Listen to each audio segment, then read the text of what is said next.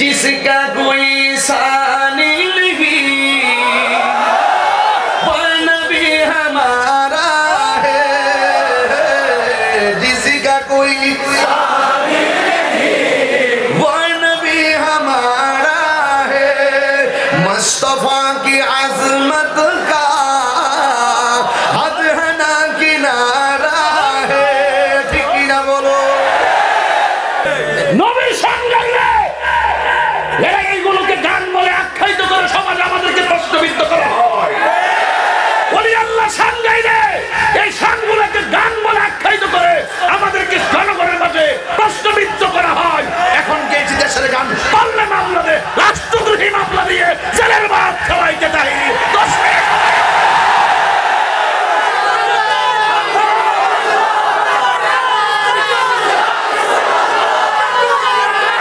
الصلاة والسلام عليك يا رسول الله، الصلاة والسلام عليك يا حبيب الله، الصلاة والسلام عليك يا شفيع المذنبين، الصلاة والسلام عليك يا رحمة للعالمين. الحمد لله رب العالمين، خالق السماوات والأرضين، الصلاة والسلام على من كان نبيا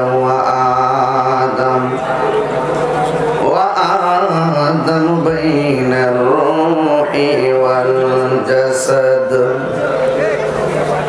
أجمل الأجملين أكمل الأكملين، وعلى آله الطيبين وأصحاب المطهرين। সকলে আমার সাথে সাথে মুহাব্বতে পড়ুন আউযু বিল্লাহি মিনাশ শাইতানির রাজিম, বিসমিল্লাহির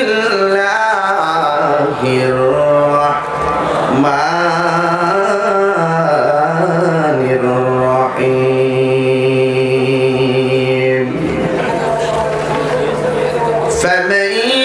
ফামান مثقال ذرة خيرا يره ومن يعمل مثقال ذرة شرا يره.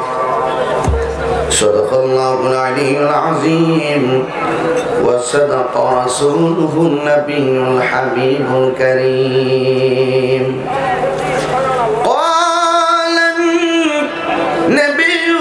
صلى الله عليه وسلم يشفع يوم القيامة ثلاثة الأنبياء ثم العلماء ثم الشهداء أو كما عليه الصلاة والسلام. شفاعتي لأهل الكبائر من أمتي. একটি জবান বন্ধ রাখবেন না গো, জবান ছেড়ে আওয়াজ করে বলুন সুবহানাল্লাহ। আরো উচ্চ আওয়াজে বলি ইয়া রাসূলুল্লাহ। প্রাঞ্জল ভাষায় বলুন ইয়া ওয়ালি আল্লাহ।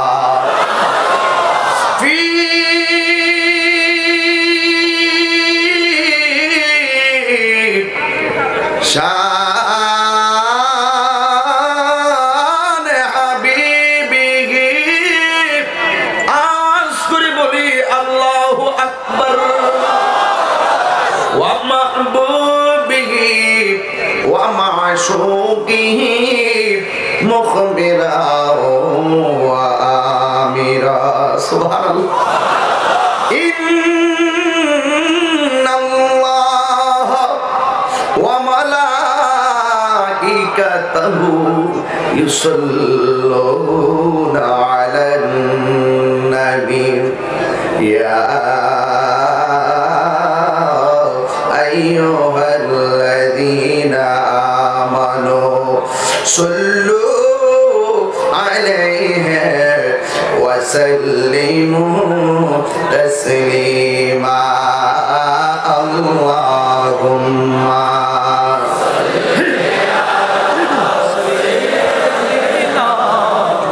مولانا محمد وعلى آل سيدنا أرميان الشريف يا اللهم صل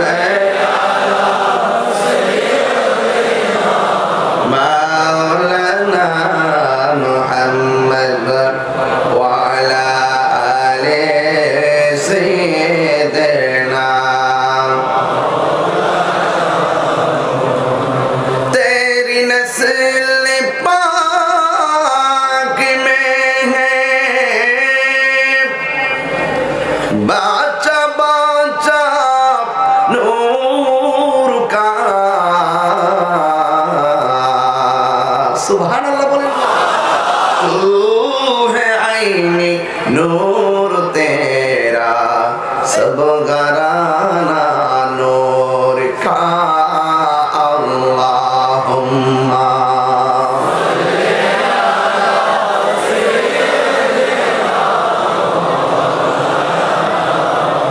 وعلى آل سيدنا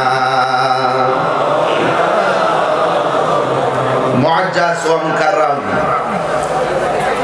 ঐতিহ্যবাহী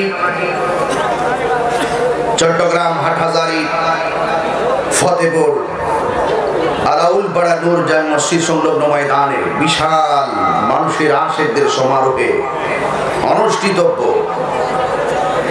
ইমাম আলা হযরত রাহমাতুল্লাহ আলাইহি ও ইমাম শের বাংলা রাহমাতুল্লাহ আলাইহি পবিত্র ঈদ মিলাদুন নবী সাল্লাল্লাহু আলাইহি সাল্লাম উদযাপন উপলক্ষে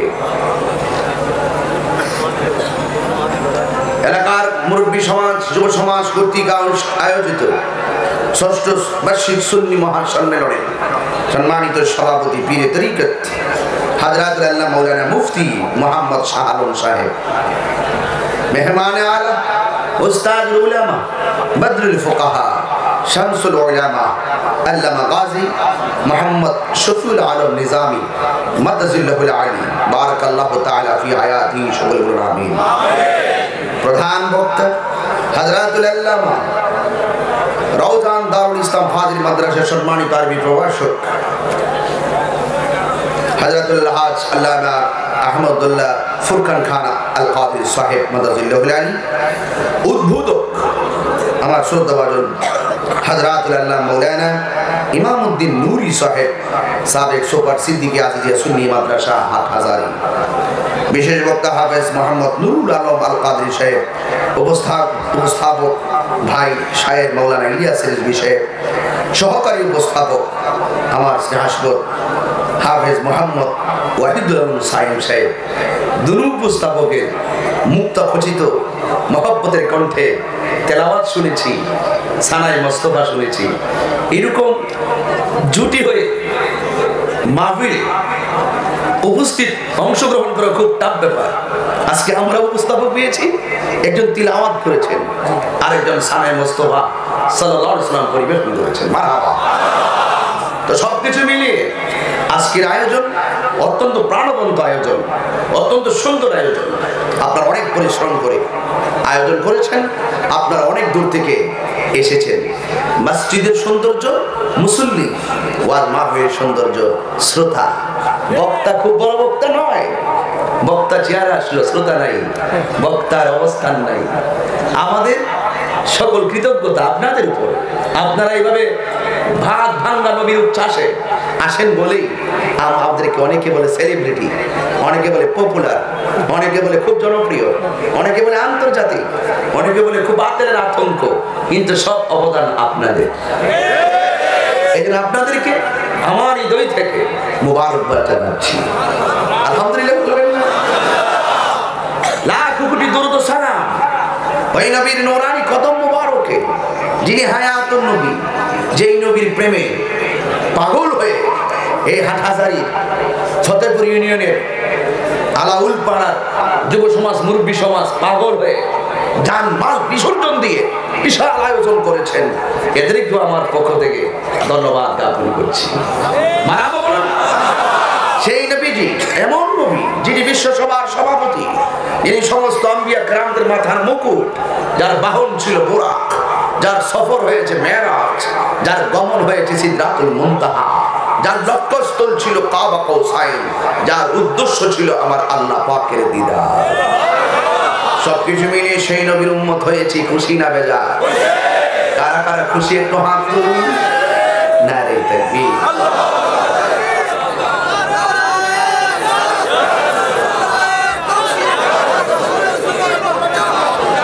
সবাই শুকরিয়া আদান করুন আলহামদুলিল্লাহ।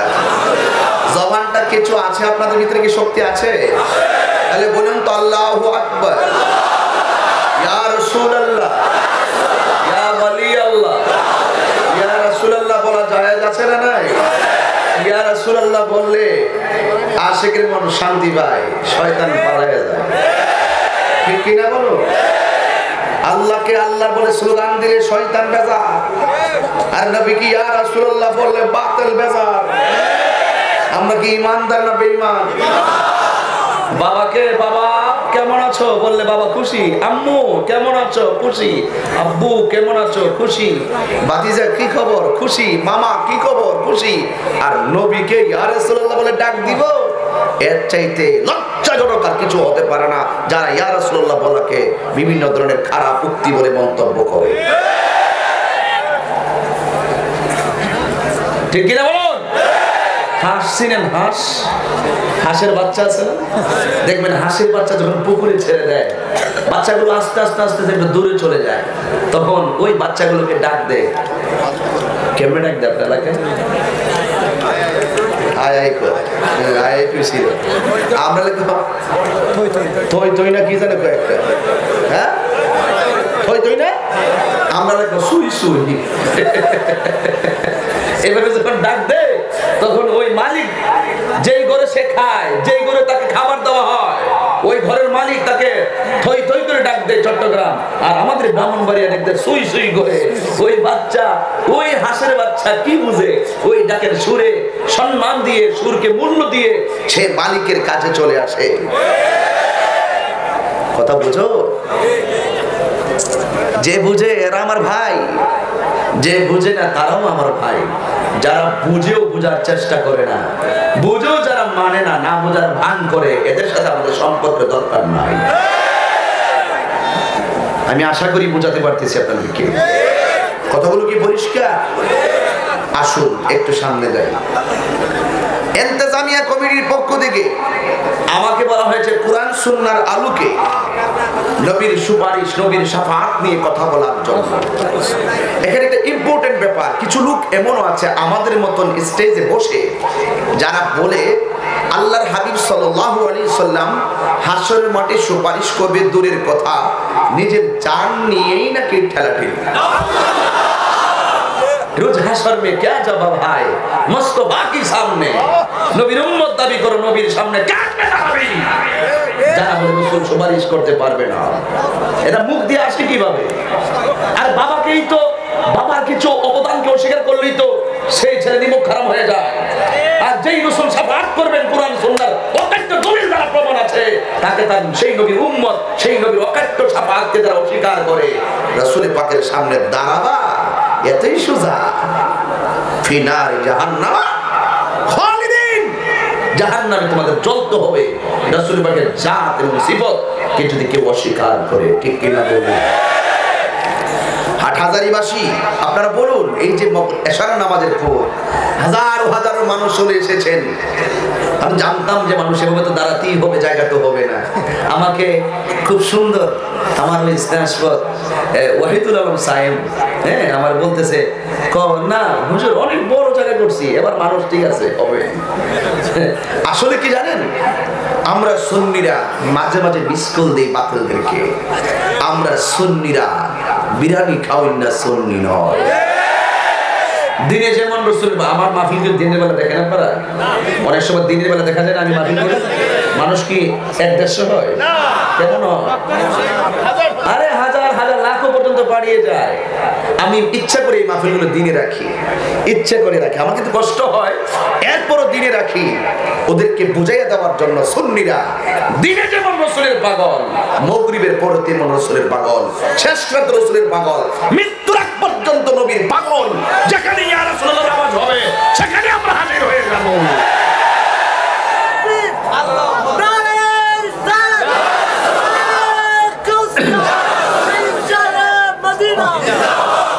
গভীর মনোযোগ, খুব মনোযোগ দিবেন। নির্ধারিত সময় পর্যন্ত একটু খেয়াল রেখে আমি কথা বলবো। একটা কথাও আপনার আমার জন্য অপ্রয়োজনে বলবো না, সবগুলো কথা হবে প্রয়োজনীয় কথা। আমার যুবক ভাইরা, আপনাদের কাছে আমি প্রশ্ন করি, এই মাহফিলে আপনারা এসেছেন, এই মাহফিল থেকে আবার বাড়িতে চলে যাবেন। আগামীকাল বাড়ি থেকে আবার আপনারা চলে যাবেন বাড়িতে। কেউ যাবেন মার্কেটে, কেউ যাবেন লঞ্চ ঘাটে, কেউ যাবেন বিভিন্ন ধরনের কর্মকাণ্ডে। যার যার কর্মসংস্থানে আবার চলে যাবেন, সেখান থেকে আবার বাড়িতে আসবেন। আবার বাড়িতে এসে আবার হয়তো কোনো মাহফিলে যাবেন।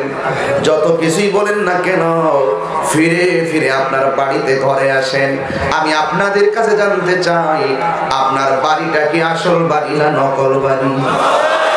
এই নকল বাড়ি আছে বলে দৌড়ায়া যান, কিন্তু হাটহাজারীবাসী কমিটি বলেছেন কবরের আযাব আর হাসরের বয়ান করার জন্য। আমি তাহিরি কেন বলবো, যদি পারেন 2টা চোখের ফোঁটা পানি ছেড়ে দিবেন, কারণ আশিকের চোখের পানির দাম কম না বেশি? আল্লাহ রাব্বুল আলামিন কোরআনে বলেন, ফালিয়াদহাকু কলিলাও ওয়ালিয়াবকু কাসীরা।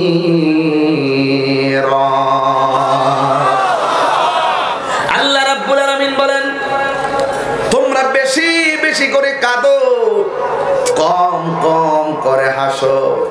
কারণ কাঁদলে গুনাহ মাফ হয়, কাঁদলে সিনা সাফ হয়, কাঁদলে দিল নরম হয়।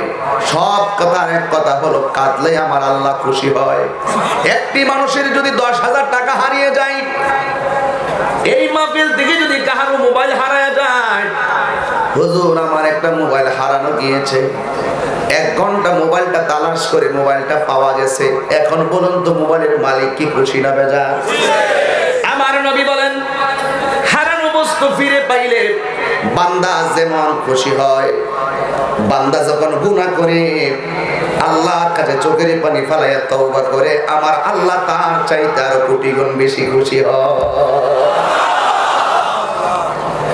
এই জন্য আমার রাসূল বলেন, কাঁদো কাঁদো, কান্নায় যদি চোখে পানি না আসে কান্নার ভান করো। মনে রেখো, দুনিয়ার কোনো মানুষ যদি তোমার অন্তরের খবর না জানে, তুমি কি আসলে কান্না করতেছো নাকি অভিনয় করতেছো? তোমার কান্না করাটা যদিও দুনিয়ার মানুষ দেখতেছে অভিনয়ের মতো, কিন্তু তোমার অন্তরে মালিকের জন্য ফেটে যাচ্ছে রে বাবা।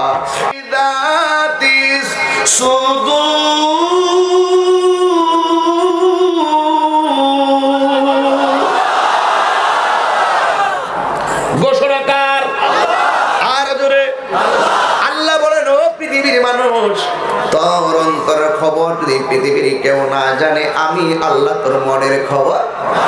এই জন্য মাহফিলে এসেছেন কারা কারা শুধুমাত্র তাহিরিকে এক নজরে দেখার জন্য এসেছেন, আবার কে কে তাহিরির বদনাম করার জন্য এসেছেন, আবার কে কে তাহিরি ওয়াজ করবে, ওয়াজ শুনে আমল করতে এসেছেন। আপনার মনের ভাষা বোঝার মতো খবর আমাদের নাই। আমার পাশে বসে আছেন, আমি জানি না আপনি কোন মতলবে বসে আছেন। এই পৃথিবীর কেউ কেউ যদি না জানে, একজন জানে, ও হাটহাজারীবাসী, চট্টগ্রামবাসী, জবানটা খুলে বলো তিনি কে? ওই আল্লাহ রাব্বুল আলামিন আমাদেরকে পৃথিবীতে পাঠিয়েছেন। টেন্ডারবাজি করার জন্য পাঠাই নাই, রাহাজানি করার জন্য পাঠাই নাই, খুন করার জন্য আমাদেরকে পাঠাই নাই, সন্ত্রাসী করার জন্য পাঠাই নাই, জঙ্গিবাদিতা করার জন্য পাঠাই নাই। আল্লাহ রাব্বুল আলামিন আমাদেরকে কেন পাঠিয়েছেন? আমার আল্লাহ কোরআনে বলেন, ওয়ামা খালাকুতুল জিন্না ওয়াল ইনসা ইল্লা লিয়াবুদুন।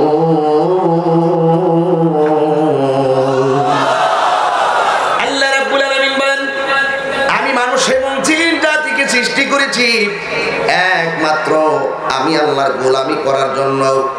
নামাজের মাধ্যমে গোলামি হয় আল্লাহ, রোজার মাধ্যমে গোলামি হয় আল্লাহ, যাকাতের মাধ্যমে গোলামি হয় আল্লাহ, হজের মাধ্যমে গোলামি হয় আল্লাহ। এই যে মাহফিল সাজাইছেন, কোরআন সুন্নাহর আলোচনা হবে, এই আলোচনার মাধ্যমে গোলামি হয় আমার আল্লাহর। জোরে কোন ঠিক কিনা?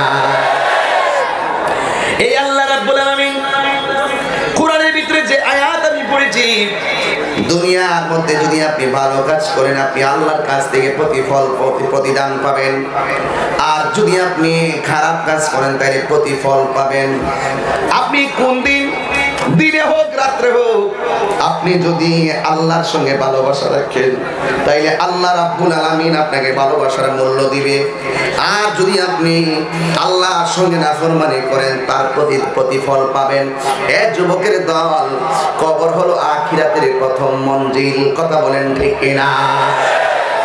এই জন্য আমার আব্বুরা তাহিরির সামনে যাই বলুন, পিছনে কি বলেন আমি জানি না, যেখানে আপনি দিনে হোক রাত্রে হোক, যেখানে আপনি আল্লাহর সঙ্গে গাদ্দারি করবেন, নবীর সঙ্গে গাদ্দারি করবেন, ওলি আল্লাহর সঙ্গে নাফরমানি করবেন, পৃথিবীর কেউ যদি আপনার হীন ষড়যন্ত্র না বুঝতে পারে, মনে করতেছেন মানুষকে ফাঁকি দিয়ে দিবেন, দিতে পারেন, অসুবিধা নেই, মানুষকে ফাঁকি দিতে পারবেন, কিন্তু আপনার দিনে রাইতে সবগুলো রেকর্ড রাখার জন্য আমার আল্লাহ দুইজন প্রহরী দুই কাঁধে লাগাইয়া দিছে। জোরে বলেন ঠিক কিনা? বলেন। দুইজন প্রহরী লাগাইয়া দিল। আল্লাহ কোরআনে সূরা ইনফিতারের মধ্যে ওই প্রহরীদের ঠিকানা দিলেন, প্রহরীদের পরিচয় দিলেন। আল্লাহ রাব্বুল আলামিন বলেন, কিরামান কাতিবিনা ইয়ালামুনা মা তাফআলুন। আল্লাহু আকবার বলার জন্য প্রস্তুতি নেন।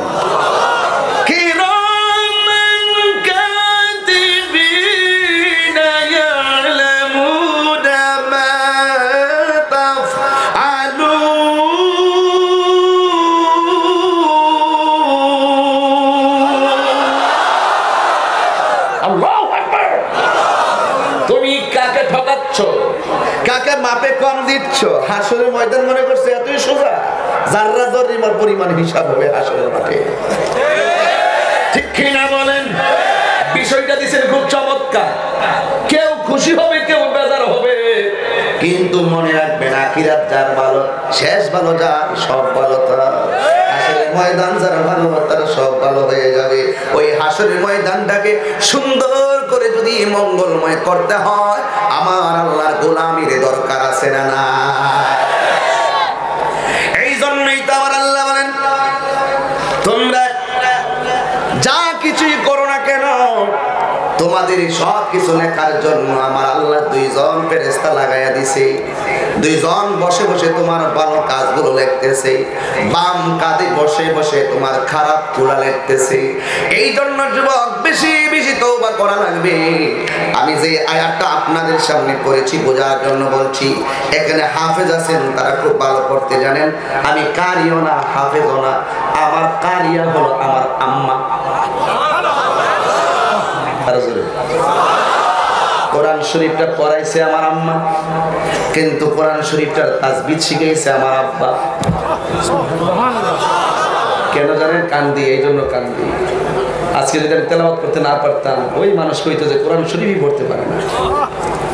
এটা একটা গুরুত্বপূর্ণ বিষয়, কোরআন তেলাওয়াত করাটা, এটা ভাগ্যের ব্যাপার। এখনো বলি বুড়া মানুষ যারা আছেন মুরব্বী, কত জীবনে কতবার কুল হল্লা দিয়ে নামাজ পড়বেন, এবার 10টা সূরা শিখেন। প্রয়োজনে রমজান মাসে একজন হুজুরের কাছে যাইয়া আপনি কোরআন তেলাওয়াতটা শিখেন। কবরের ভিতরে এক পাশ দিয়ে একটা আলো আসবে, জিগাইবো এখানে সূর্যের আলো নাই, চাঁদের আলো নাই, তুমি কোথায় থেকে আসছো? তখন ওই আলোটার জবান খুলে যাবে, সে বলবে আমাকে চিনো না, আমাকে যে তুমি তেলাওয়াত করতা, আমি লাউহে মাহফুজের কোরআন। হাত তুলে বলো সুবহানাল্লাহ। দেখছেন এই দন্নাত কামা তাদিন তুদান, যেমন কর্ম তেমন ফল। মান জাদ্দা ওয়াজাদা, যে চেষ্টা করে সেই পায়। এই জন্য আমার আম্মা আমারে কায়দা শিখাইছে, আর আমার আম্মা আমারে আমপারা সবক দিছে। আমার সালার মধ্যে বসাইয়া আমপারা সবক দিছে, আমার এখন মনে আছে। সুইটি বিস্কুটের আগে আরেকটা বিস্কিট ছিল, যার নাম ছিল সুপার বিস্কিট, যার অনেক আগে কথা বলতেছি। ছোট ছোট গোল গোল বিস্কিট, এইগুলো গ্রামে গঞ্জে মক্তবে কোরআন শরীফের সবক নিলে এগুলা দিয়ে মিলাদ পড়াইতো। ঘরের ভিতরে আমার মা সবক দিলেন আর সুপার বিস্কিট এগুলো এখন নাই। এরপরে বিস্কিট আসছে একটু চিনি মিশানো সুইটি বিস্কিট, এইগুলো এখন নাই। এর যুবক গভীরভাবে স্মরণ করি আমার মায়ের শিক্ষা। মা আমার শিখাইছে, আমি হাজার মানুষের সামনে এই কথা গোপন করতে পারবো না, কারণ মাতৃকুলই হলো শিশুদের জন্য শ্রেষ্ঠ পাঠশালা। ঠিক কিনা বলো? এই জন্য আমার এলাকায় মা বোনরা ছেড়ে নাই। মা বোনদেরকে বলি, মা তোমার বাচ্চাটা 3 বছর হইলেই তুমি কিন্ডারগার্টেনে দেওয়ার জন্য ব্যস্ত হয়ে যাও, কিন্তু ওই কিন্ডারগার্টেনে দেওয়ার আগে তুমি মায়ের একটা দায়িত্ব আছে, চালাকি করো না, আগে নিজের দায়িত্বটা পালন করো। নিজের দায়িত্বটা পালন করো। নিজে সকাল সকাল ঘুম থেকে উঠো, সন্তানরে সকাল সকাল ঘুম থেকে তুলো, নিজে নামাজ পড়ো, উযু কইরা সন্তানরে কায়দা সবক দাও। A B C D E F G H I J K L M N O P Q R S T U V W X Y Z, এইগুলো বললে 10টা নেকি হবে না। আমার নবী বলেন, যারা কোরআন শরীফের আলিফ বা তা সা এমন ভাবে একটা অক্ষর পড়বে, আমার আল্লাহ তার আমল নামায় একটা অক্ষরের বদলতে তার আমল নামায় 10টা নেকি দান করবে। এই কেমন জাদু জাদু কোরআন! পৃথিবীর কত মানুষ রাসূলুল্লাহকে মারতে যাইয়া নবীর জবান থেকে যখন কোরআন তেলাওয়াত শুনেছে, এরা কালিমা কইরা মুসলমান হয়ে গেছে। এই জন্য কবরে যান, কোরআন পইরা যান, কবরে যান, নামাজ পইরা যান। আল্লাহুম্মা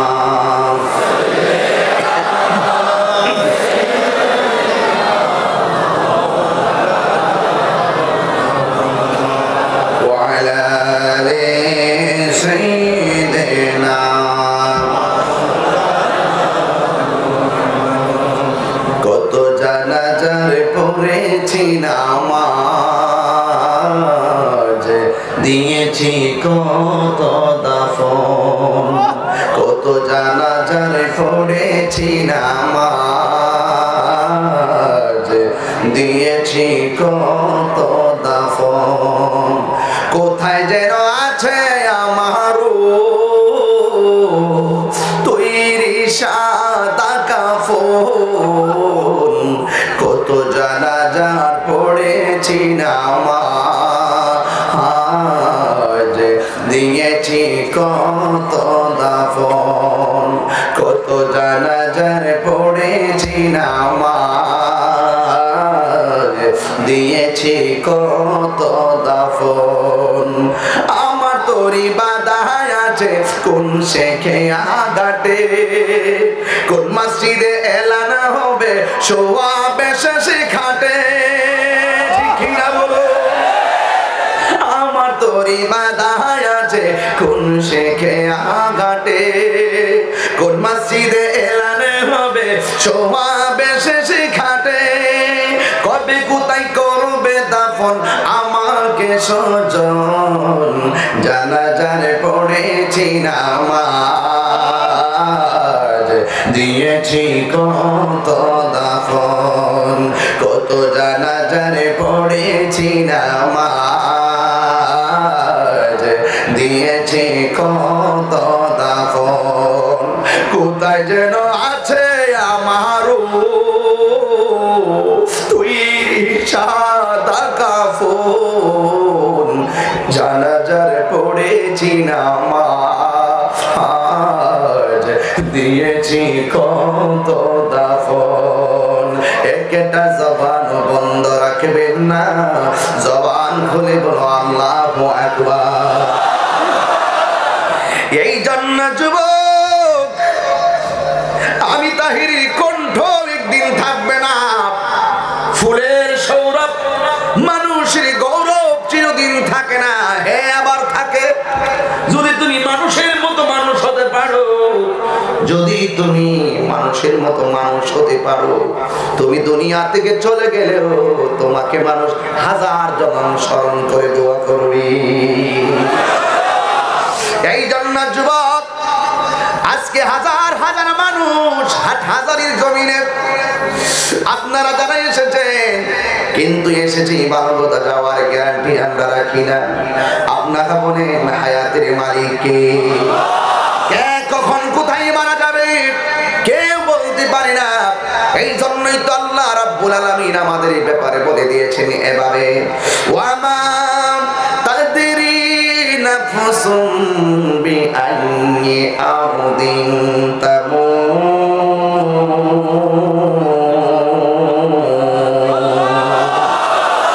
তুমি তো জানো না জমিনের কোন জায়গায় তুমি মারা যাবে, তুমি তো জানো না কোথায় তুমি মারা যাবে। এই জন্যই যুবক ভাইরা, আসল গরির নাম হলো কবর। এই কবরটা বড় ভালো জায়গা, আবার এই কবরটা বড় দুঃখের জায়গা। এই কবরটা অনেক সুখের জায়গা, এই কবরটা অনেক কষ্টের জায়গা। ইমানদারের জন্য আনন্দ, আর বেঈমানদের জন্য হলো কষ্ট। কথা বলেন ঠিক কিনা? এই জন্য যুবক, কি ভাষায় বয়ান করলি, আজকের মাহফিল থেকে গিয়ে আপনারা নামাজি হয়ে যাবেন। কি ভাষায় বয়ান করলি, হৃদয়ের মাঝে আমার রাসূলের পাকের মহব্বতের বারামখানা বানাবেন। আমি জানি না, তবে একটা কথা বলি, আমার রাসূল বলেছেন আলা ঈমানা লিমান লা মাহাব্বাত আলা, যার অন্তরে আমার নবীর মহব্বত নাই তার ঈমান নাই। আর নবীর ভালোবেসে যদি কেউ কবরে যাবে, তার পিঠের নিচে জান্নাতি ফরাশ বিছায়া দেওয়া হবে, বিছানা বিছায়া দেওয়া হবে। আর নবীর সঙ্গে নাফরমানি করে যারা, আল্লাহর নাফরমানি করে যারা কবরের ভিতরে যাবে, ওই কবরের ভিতরে কিয়ামত পর্যন্ত দুঃখ আছে না না? এই জন্য বুড়ি আমার নবী, আপনার নবী বলেন, ওই কবরের ভিতরে অনেকগুলা ভয়ঙ্কর শাস্তি আছে, অনেকগুলা ভয়ঙ্কর শাস্তি আছে।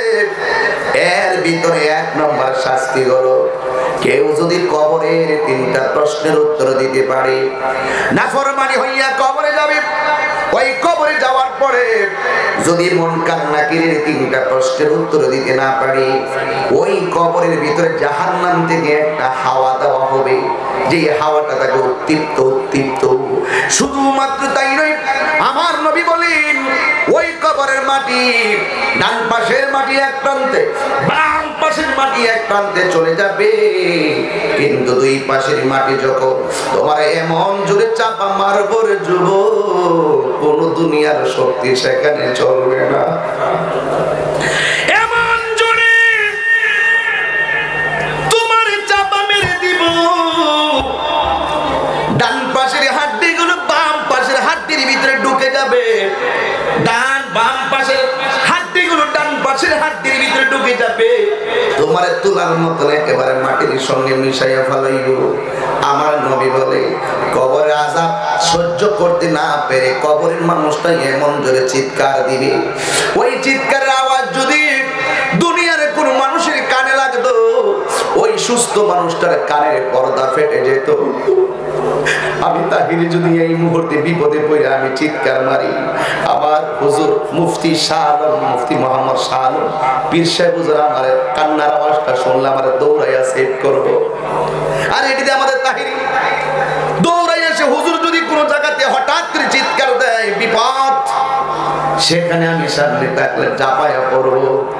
দুনিয়ায় কেউ বিপদে পড়লে জাপায়া পড়বে স্বাভাবিক, ঘরের পাশে আগুন লাগবে পাশের বাড়িটা আগুন নিবাইতে আসে স্বাভাবিক। কিন্তু কবরের ভিতরে চতুর্পাশে শুধুমাত্র কবর, ওই কবরে তুমি এমন ভাবে চিৎকার মারতেছো দুনিয়ার কোন মানুষ তোমার কান্নার আওয়াজ শুনবে না। কে বাঁচাইবো, কে সেভ করবো? আপনারা জবান খুলে বলতে হবে আল্লাহ ধরা কি নরম না শক্ত? আল্লাহ রাব্বুল আলামিন ধরা অনেক শক্ত। আল্লাহ রাব্বুল আলামিন কোরআনের মধ্যে বলেন ইন্না বাতাশা রাব্বিকা লাশাদীদ।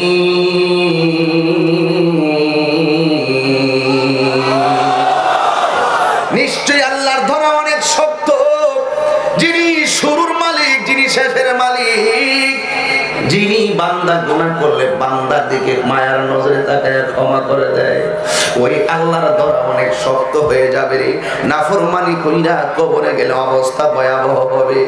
কবরের মধ্যে চিৎকার, কান্না আর কান্না।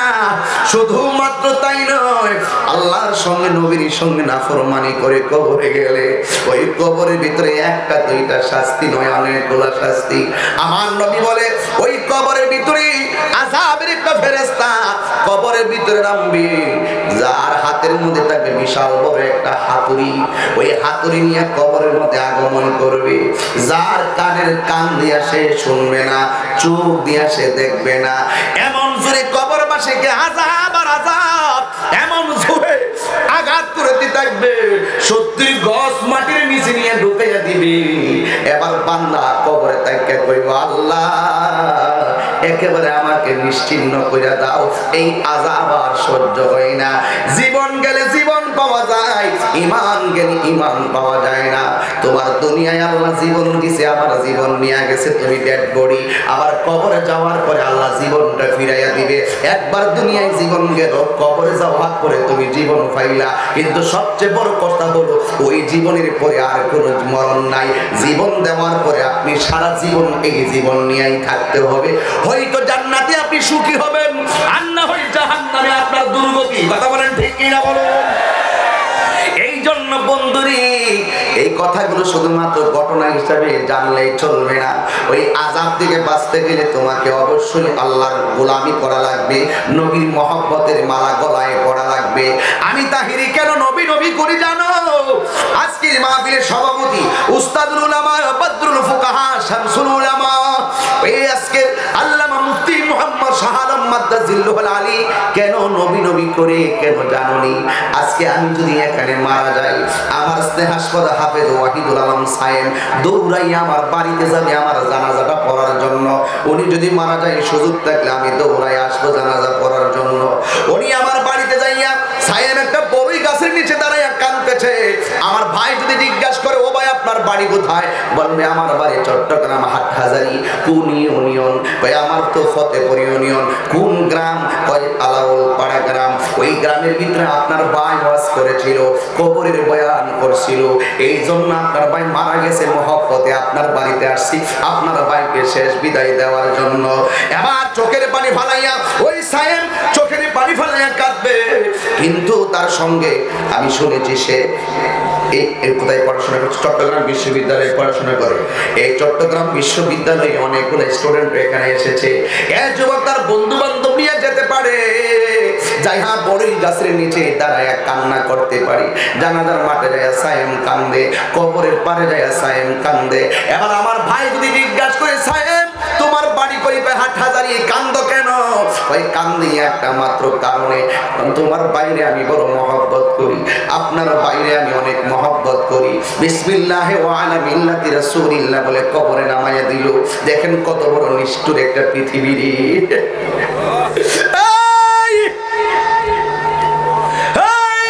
চট্টগ্রামবাসী কি দিয়া বুঝাবো পৃথিবীর মানুষ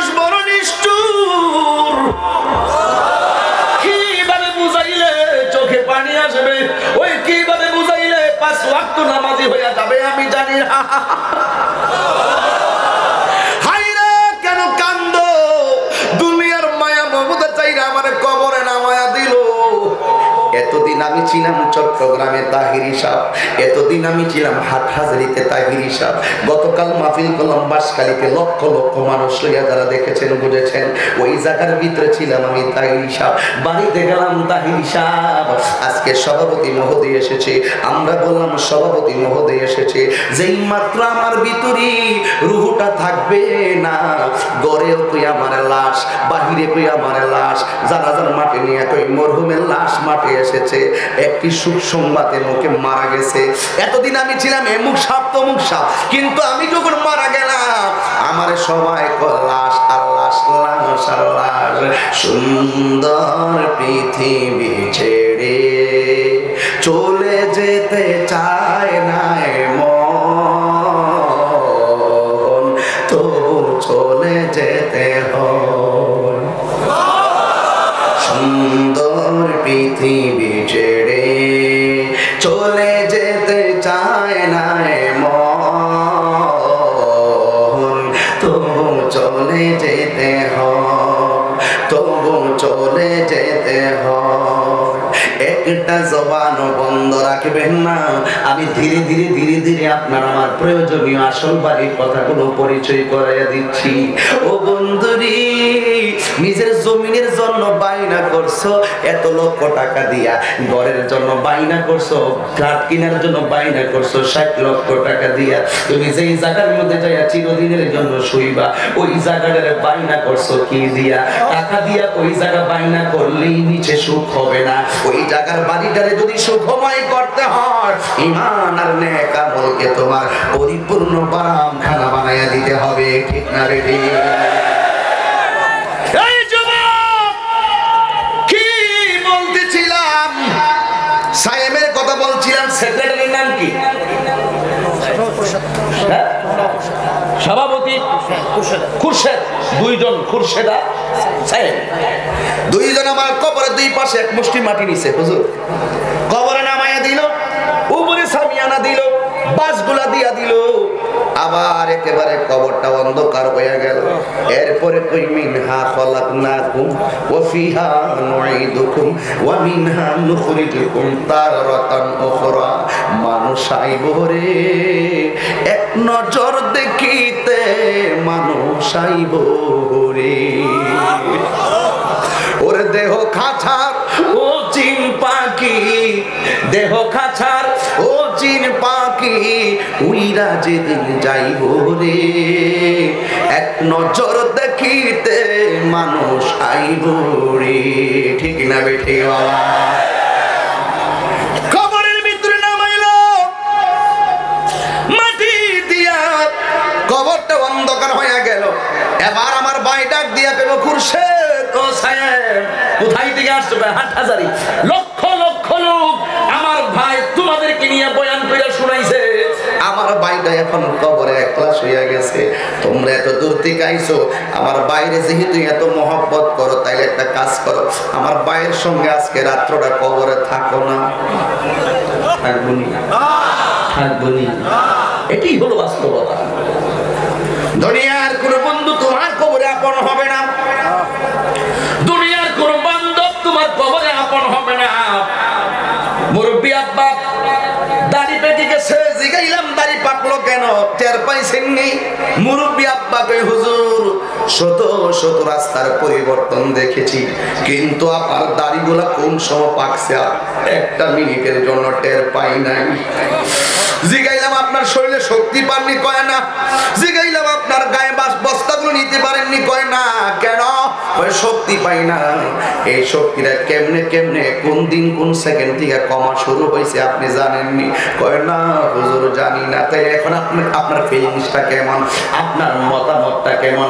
আপনার ফিলিংস কেমন লাগে? কয় হুজুর কিছু না, সবাই বলেছে আমার বয়সের কারণে আমি বুড়া হয়ে গেছি, কিন্তু আমার মনের ভিতরে একটা ভয় ঢুকে গেছে।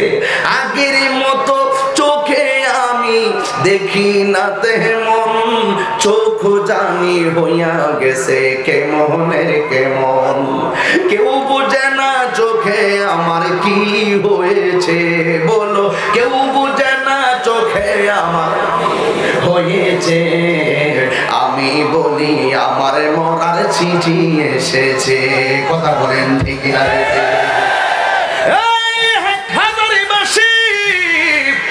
হাজার হাজার ভক্ত জীবনে বারবার স্লোগান দিছো দিয়া দিবা রক্ত, কিন্তু যখন আমার মৌতের ওয়াক্ত হয়ে যাবে তোমাদের কাউকে আমার সম্পদের ভাগ পাইতে পারো, টাকার ভাগ নিতে পারো, কিন্তু আমার মরণের কষ্টের ভাগ এই পৃথিবীর কেউ নিবে না। আমার কবরের ভিতরে যদি আমি কষ্ট পাই, কবরের ভিতরে যদি আমি দুঃখী থাকি, আমার দুঃখের ভাগ পৃথিবীর কেউ নিবে না, আপন সন্তানই নিবে না। বাবা মারা গেছে 3 দিন হয় নাই, খতম পড়াইবার আগে কয় বাবার কয়জন সম্পত্তি মিটিং করছে ভাগ করে দাও। বাবা মারা যাওয়ার পরে সম্পদের ভাগ নেওয়ার জন্য সবাই পাগল হয়ে যায়, কিন্তু বাবার কবরে কি সুখে আছে কিনা দুঃখে আছে এই খবর পৃথিবীর কেউ নেওয়ার সাধ্য নাই। কথা বলেন ঠিক কিনা? আমেরিকা লন্ডনের খবর চাইলেই মোবাইলে নেওয়া যায়। আমি সামাজিক কিছু কথা বলতেছি আপনারা পাবলিক মানুষ বোঝার জন্য। এই কবরের ভিতরে যদি তুমি উত্তর দিতে না পারো, কবরটা যদি তোমার কষ্টের কারণ হয়ে যায়, ওই কবরের ভিতরে আর একটা আযাব হলো এমন কিছু সাপ দেওয়া হবে, যেই সাপগুলো জীবনে একবার যদি দুনিয়ার ভিতরে তারা শ্বাসটা ফালাইতো, গাছপালা মরে যেত, এমন বিষধর সাপ দিয়ে তোমার দংশন করা হবে। এই কবরে সারা জীবন তুমি কষ্ট পাইবে। আর যারা ইমানদার তারা বিছানায় ঘুমায়া যাবে, ইসরাফিল আলাইহিস সালাম যখন সিংহা ফুৎকার দিবে, যারা কষ্টে আছে কত কোটি বছর, কষ্টটা কিন্তু সেকেন্ডের কষ্ট 1000 বছর মনে হয়, আর সুখ কিন্তু বছরের সুখটাও একদিনের মতো মনে হয় না। কথা বলেন ঠিক কিনা? একেবারে তাড়াতাড়ি সুখের সময় চলে যায়, কষ্টে যে তাকে সে বুঝে। এই জন্য যুবক, ওই কবর থেকে একদিন সুখী হলে সুখ আর দুঃখী হলে দুঃখ নিয়া একদিন তুমি এমন একটা ময়দানে উঠবে যেই জায়গার নাম হলো মাহশার, যেখানে একত্রিত হওয়ার স্থান, একত্র হবে, এটার নাম হলো হাসরের ময়দান। আল্লাহ কোরআনে বলেন, মিনহা খালাকনাকুম ওয়া ফিহা নুঈদুকুম ওয়া মিনহা নুখরিজুকুম তারাতান উখরা।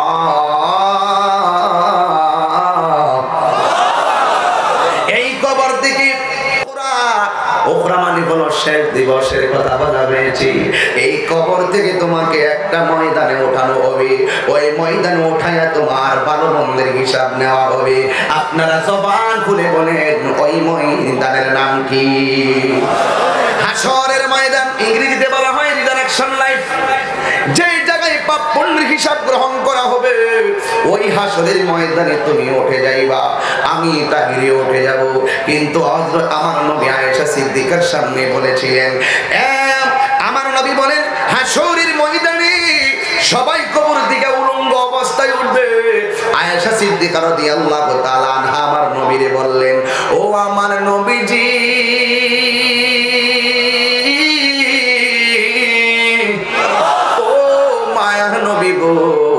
একজন আরেকজনের সামনে উলঙ্গ অবস্থায় দাঁড়াবে, দেখতে কেমন দেখা যায়? আমার নবী বলে, ও আয়েশা, না রে না, হাসরের ময়দান দুনিয়ার মতন স্বাভাবিক বিষয় নয়। দুনিয়ায় সামনে যেমন চলে, সামনে যেমন দেখে, হাসরের ময়দান তেমন নয়।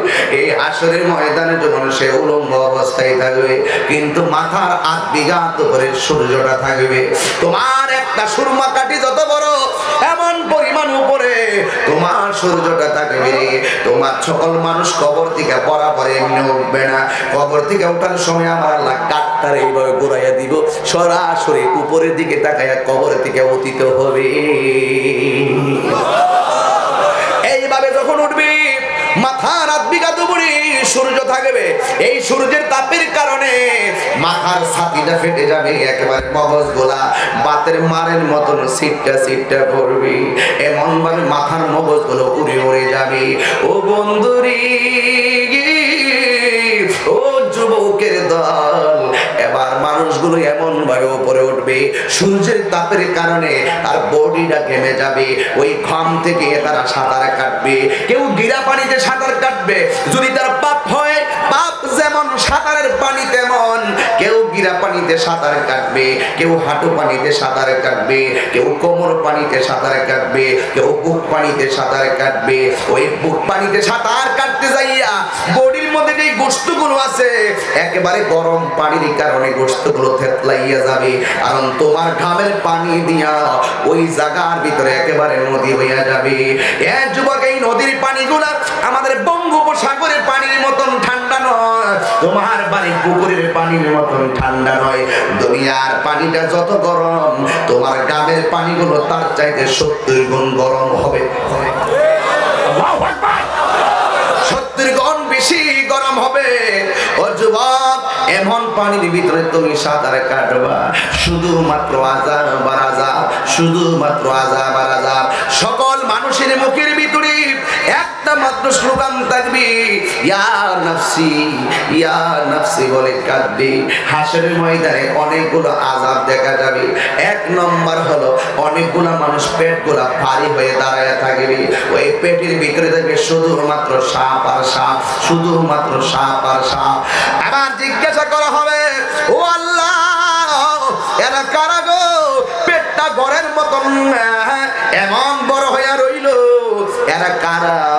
আল্লাহর পক্ষ থেকে আওয়াজ আসবে, এরা কারা জানোনি? যাদের পেটগুলা উঁচা উঁচা থাকবে আর পেটের ভিতরে কামড়ের কারণে যারা কান্না করে, এদের পেটের ভিতরে অন্য কিছু নয়, এদের পেটের ভিতরে শুধু আছে সর্প।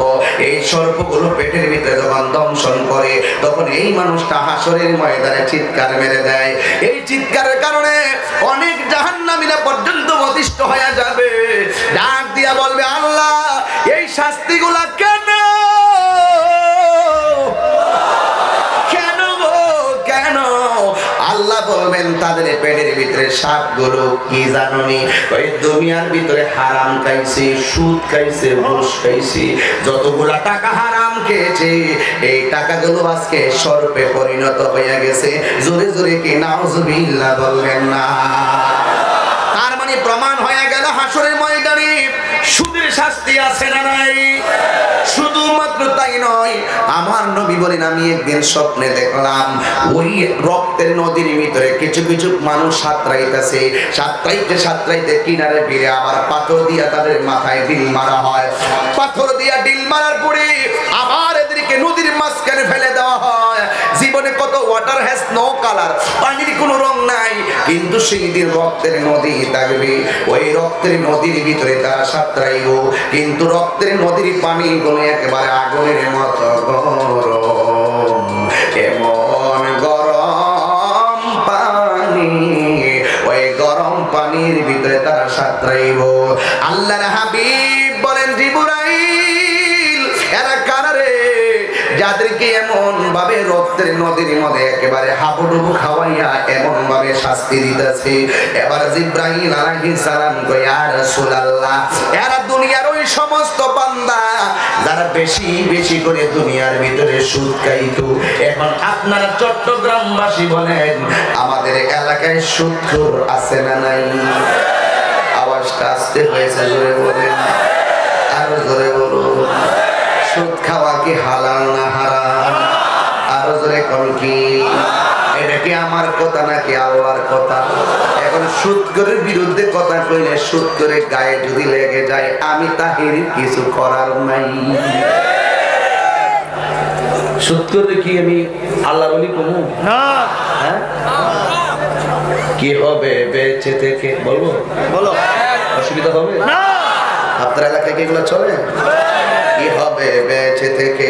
আমি চট্টগ্রাম মাহফিল করতে হচ্ছে, কিছু অভ্যাস হয়ে যাচ্ছে, খুব বেশাবা লাগে এই এলাকায় ওয়াজ করে।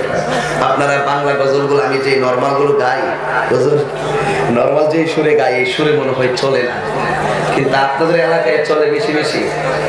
জিসকা কোই সানি নেহি वो नबी हमारा है,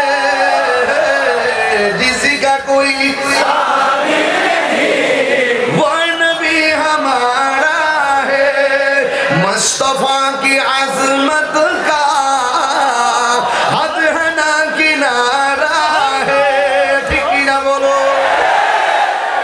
আমাদের এলাকায় চলে এগুলো।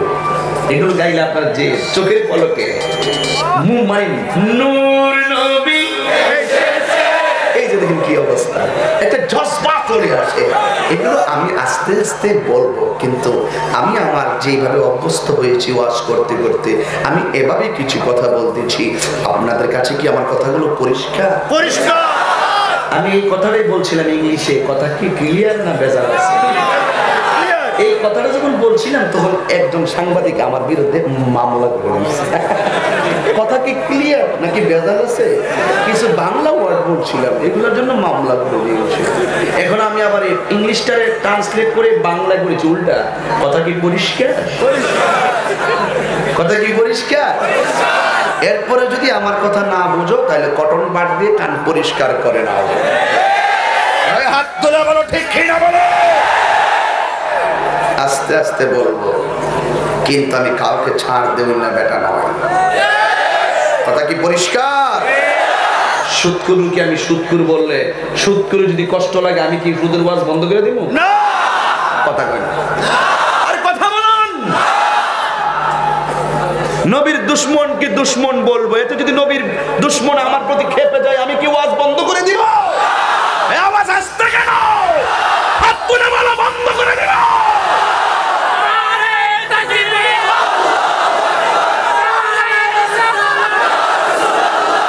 শুনুন, এদিকে তাকান, এদিকে যা বলার আমি বলবো। কি হবে বেঁচে থেকে অযথা বিদ্যা শিখে যদি না গড়তে পারি সুদ মুক্ত সমাজটাকে? আরো জোরে, আরো জোরে। আপনারা কি আমার সাথে একমত? কি হবে আলেম হয়ে, ইমাম সাজে, বক্তা হয়ে, বিশ্বাস হয়ে এই দরাতে যদি না হক কথা উচ্চ সুরে না বলিতে? আমি যদি একজন আলেম হয়ে, একজন খাদেম হয়ে যদি আমি সত্যকে গোপন রাখি তাহলে এটা কি চলবে? কথা কি পরিষ্কার? কি হবে আলেম হয়ে, ইমাম হয়ে সমাজেতে যদি না ন্যায্য কথা উচ্চ সুরে না বলিতে? চাকরি বই করো যদি ছেড়ে দাও ওই না গদি, চাকরি বই করো যদি ছেড়ে দাও ওই না গদি। কি হবে ধোঁকা দিয়ে আল্লাহকে? কি হবে ধোঁকা দিয়ে আল্লাহকে? কি হবে বেঁচে থেকে অযথা বিদ্যা শিখে যদি না করতে পারি বাতিল মতো সমাজটাকে? এটাই তো এটা, এটাই তো এটা, মানে এটাই তো সেইটা, সেইটাই তো এইটা। শুদ্ধ ভাষা বলেছি আর কি। আমি যখন খাস বাংলা কিছু বলি তারা বোঝে না কিছু। আর আমার 16 ডিসেম্বর গেল মাত্র বিজয় দিবস, আমি বাংলার গান গাই। এক সাগরের রক্তের বিনিময়ে বাংলার স্বাধীনতা আনলো যারা, আমরা তোমাদের ভুলবো না, আমরা তোমাদের ভুলবো না, ভুলবো না, ভুলবো না, ভুলবো না। এক সাগরের রক্তের বিনিময়ে বাংলার স্বাধীনতা আনলে যারা, আমরা তোমাদের ভুলবো না, আমরা তোমাদের ভুলবো না। এখন ফতোয়া দাও, তাহিরি গান গাইছে, রাষ্ট্রদ্রোহী মামলা দিয়ে দেব। নবীর সঙ্গে এরা এইগুলোকে গান বলে আখ্যায়িত করে সমাজে আমাদেরকে প্রশ্নবিদ্ধ করা হয়। ওলি আল্লাহ শান গাইলে এই শানগুলোকে গান বলে আখ্যায়িত করে আমাদেরকে জনগণের মাঝে প্রশ্নবিদ্ধ করা হয়। এখন গেছি দেশের গান পাল্লে মামলা দিয়ে, রাষ্ট্রদ্রোহী মামলা দিয়ে জেলের ভাত খাওয়াইতে তাহিরি 10 মিনিট।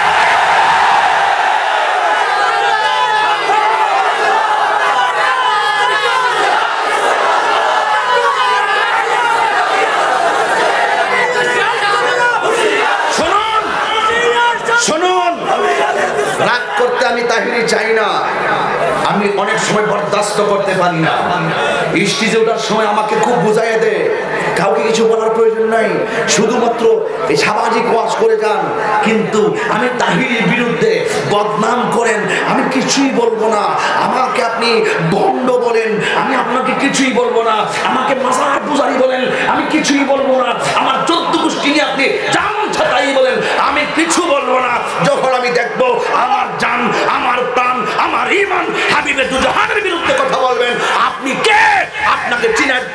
আমার নাই।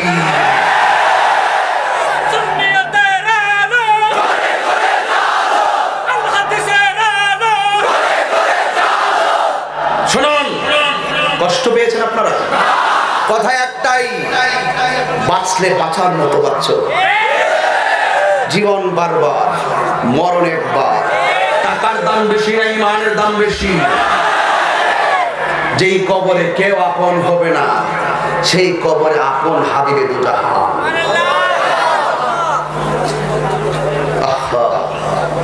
কষ্ট লাগে না? দুঃখ লাগে? এখন যে বলতেছি এগুলো কি আপনার কাছে কি অতিরিক্ত মনে হয়? না, এগুলি ওয়াজ। আমার শান সুর ছন্দ যদিও লাগে কারো মন্দ, নবীর শান সুর ছন্দ যদিও লাগে কারো মন্দ, যদিও লেগে যায় দ্বন্দ্ব, যদিও লেগে যায় দ্বন্দ্ব, আমার শান আমার সুর সবই যে নবীজির জন্য। আমার সত্য নবীর জন্য। তো তুমি কি বলবো? এগুলো দেখার টাইম আছে? আমার নবীর জন্য আমি শান গাই, আমার নবীর জন্য আমি শান গাই। তুমি কি বলো না বলো, এগুলো শোনার আমার টাইম নাই। I have no time. ঠিক কি না বলো? ওই প্রমাণটাই দিব, যেখানে কেউ নাই সেখানে রাসূল। ঠিক কি না বলেন? আমাকে বিষয় দিয়েছেন খুব চমৎকার, এখানে অনেক তথ্য বেরিয়ে আসবে। কি হবে বেঁচে থেকে অযথা বিদ্যা শিখে যদি না করতে পারি সুদ মুক্ত সমাজটাকে? ঠিক কিনা বলো? কি হবে আকাশ ছোঁয়া বিলাসবহুল বাড়ি গাড়ি না খেয়ে কত মানুষ পরপারে দিচ্ছে বাড়ি? কি হবে আকাশ ছোঁয়া বিলাসবহুল বাড়ি গাড়ি না খেয়ে কত মানুষ পরপারে দিচ্ছে বাড়ি? আজরাইল আসবে জবে মাটিতে পড়ে রবে, আজরাইল আসবে জবে মাটিতে পড়ে রবে। কোনো কাজে লাগবে না তোর বিল্ডিংটাকে, কোনো কাজে লাগবে না তোর বিল্ডিংটাকে। কি হবে বেঁচে থেকে অযথা বিদ্যা শিখে যদি না করতে পারি শুধু মুক্ত সমাজটাকে, যদি না করতে পারি বাতিল মুক্ত সমাজটাকে? না বলে সবার মুখের মধ্যে শুধু একটা স্লোগান, নফসি নফসি। আদম শফিউল্লাহ বলে নফসি নফসি, ইব্রাহিম খলিলুল্লাহ বলে নফসি নফসি, মুসা কালিমুল্লাহ বলে নফসি নফসি, নূহ নাজিউল্লাহ বলে নফসি নফসি, দাউদ খলিফাতুল্লাহ বলে নফসি নফসি, ঈসা রূহুল্লাহ বলে নফসি নফসি। সবার জবানে শুধুমাত্র একটা মাত্র স্লোগান, ইয়া নফসি বলে কাঁদবে। ও বন্ধুরি, ও বন্ধুরি আমার, এবার সবাই কোথায় যাবে? আদম নবী বলবে আপনি আমাদেরকে সুপারিশ করুন। আদম নবী বলবে যদিও 340 বছর কাটার পরে আমি ক্ষমা পাইছি, এখন আবার আমার আল্লাহ ওই অপরাধের জন্য আমাকে ধরে কিনা আমি বড় চিন্তিত আছি, আমি পারবো না। তোমরা সামনে যাও, সামনে ইব্রাহিম ও খলিলুল্লাহর কাছে যাবে। কেউ নবীর সুপারিশ করতে, কেউ নবীর কাছে যে কোন নবীর কাছে কোন কেউ সুপারিশ পাবে না, কোন নবী সুপারিশ করবে না। জবানের মধ্যে শুধুমাত্র থাকবে একটা মাত্র স্লোগান, ইয়া নফসি ইয়া নফসি। এমন ভাবে তারা কান্না শুরু করে দিবে, বন্ধুরে আমার এবার আমরা পাগলের মতো হয়ে যাব। ও বন্ধুরে, তখন আমরা ঈসা রূহুল্লাহর কাছে আমরা চলে যাব, ঈসা রূহুল্লাহর কাছে আমরা চলে যাব।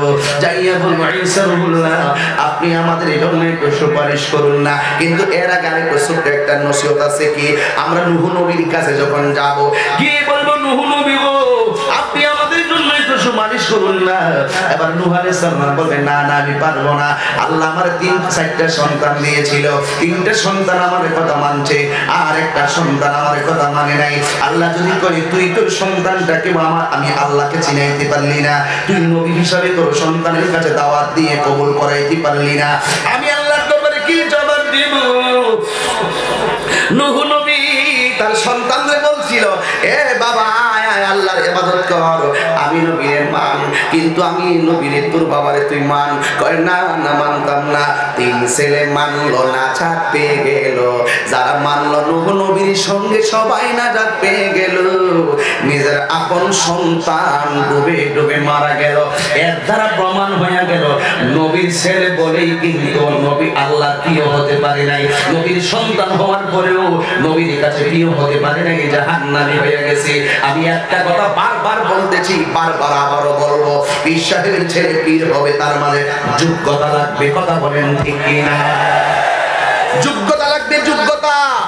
আমাদের সমাজে অনেক সময় দেখা যায় পীরের সন্তান ঠিক আছে ওকে, কিন্তু তার যোগ্যতা নাই। নামাজও 5 ওয়াক্ত পড়ে না, রোজাও রাখে না, হাতের মধ্যে সিগারেট নেই, আবার গিরার নিচে প্যান্ট পরে ঘুরে। কিন্তু উরুস মুবারক আসলে সর্বপ্রথম চেয়ারের ভিতরে ওই ইসলামের ছেলে যে নামাজ পড়ে না সে গতিবিশীল আলা হযরত, আমি ওই আলা হযরতকে মানি না। কথা ফাইনাল নেই? হ্যাঁ, কথা ফাইনাল নেই। তার যোগ্যতা থাকতে হবে, যোগ্যতা থাকতে হবে। এগুলো আমরা কখনো বলতাম না, বাধ্য হয়ে বলছি। এখন বলবেন হুজুর বলেন কেন? বলার কারণ আছে। আমরা হুজুর মাজারে জিয়ারত করতে যাই যখন সুযোগ পাই, আমরা মাজারে জিয়ারত করতে যাই, আমরা কি পূজা করতে যাই? কি রে এত সব ভেঙ্গাজে বলেন, আপনারা বুঝেন না এগুলো? ইস, কষ্ট করতেছে মানুষ, কষ্ট হইতেছে আপনারা নাকি? আর আমি যে কথাগুলো বলছি এগুলো প্রয়োজন আছে কিনা বলেন? যে রাগ করলে আমার কিছু আসে যায় না। আমি বছরে 2-3 বার আসবো চট্টগ্রাম। এখন প্ল্যান করছি 64টা জেলায় 64টা মাহফিল দিব, আর প্রত্যেকটা উপজেলায় একটা করে মাহফিল দিব। এইরকম একটা সেটিং দিতেছি যেন মাহফিলগুলো সব বিভাগীয় পর্যায়ে হয়। আহলুস সুন্নাত ওয়াল জামাতের জন্য উদ্যোগে, সম্পূর্ণ জেলা ভিত্তিক আহলুস সুন্নাত ওয়াল জামাতের উদ্যোগে যেন মাহফিলগুলো হয়, এবং সেন্ট্রাল প্রোগ্রাম যেগুলোতে লক্ষ লক্ষ মানুষ হবে, আমরা একই সাথে পুরো জেলাকে সুন্নিত দাওয়াত দিতে চাই। কথা বলেন ঠিক কিনা বলো? খন্ড খন্ড খন্ড খন্ড পথ চলাচ্ছে, ঐক্যবদ্ধ পথ চলার ভিতরে আপনি মাকসুদ মঞ্জিলে আপনি পৌঁছতে পারবেন। বিচ্ছিন্ন বিচ্ছিন্ন বিচ্ছিন্ন দল নিয়ে আন্দোলন আপনাকে পরাজিত করবে, আর ঐক্যবদ্ধ করে আন্দোলন আপনাকে বিজয়ী করবে। কথা বলেন ঠিক না বেঠে? এই জন্য আমরা সবাই ঐক্যবদ্ধ হওয়ার দরকার আছে না? আমরা যার যার খানকায় থাকবো পীর হয়ে। আজকে এখানে হুজুর এসেছেন, হুজুরের খানকায় আছেন, আমি আছি আরেকটা জায়গায়, আরেকজন পীর সাহেব আছেন আরেকজন খানকায়। কেউ কেউ সবাই যার যার খানকায় পীর হয়ে তারা তরিকত শরীয়ত তরিকত হাকিকত মারিফতের দীক্ষায় মানুষকে দীক্ষিত করবে, মানুষকে কোরআন সুন্নাহর আলোকে নসিহত করবে। The holy Quran is the constitution of human life. মানুষের সংবিধান হিসাবে যাবতীয় সকল সমস্যার সমাধান হিসাবে আল কোরআনকে ইউজ করে মানুষের জীবনকে দণ্ড করবে। আর রাসূলের পাকের উপরে if you love Allah follow the Muhammad Mustafa সাল্লাল্লাহু আলাইহি ওয়াসাল্লাম, that is not but Allah, Muhammad is the messenger of Allah. Allah ছাড়া কোনো মাবুদ নাই। আল্লাহর হাবিব সাল্লাল্লাহু আলাইহি ওয়াসাল্লাম আল্লাহর রাসূল বন্ধু। লা ইলাহা ইল্লাল্লাহু ইল্লা ইলাহুন তাবু জুবিনা মুহাম্মাদুর রাসূলুল্লাহ বাশির অদ্দওয়াক্ষর মি মন্তওয়াক্ষর দাল। রাসূলের পাকের নাম জপলে গুনাহ মাফ হয়ে যায়। সেই রাসূলের তালিম তালবিয়াত এবং তালকিন দিলেন এবং তালিম তালবিয়াত উপস্থাপন করে মানুষকে দ্বীনের পথে আনবে। খানকায় বসে বসে সবাই সারা বছর খানকায় বসে থাকবে পীর শরীয়ত তরিকত হাকিকতের শিক্ষা দেওয়ার জন্য। যখনই প্রয়োজন হয়ে যাবে তখন ওই খানকার পীরের দায়িত্ব ছেড়ে দিয়ে রাজপথের পীর হয়ে যার মুরিদ নিয়ে রাজপথে নামতে হবে। আপনারা বলুন ঠিক কিনা বলুন?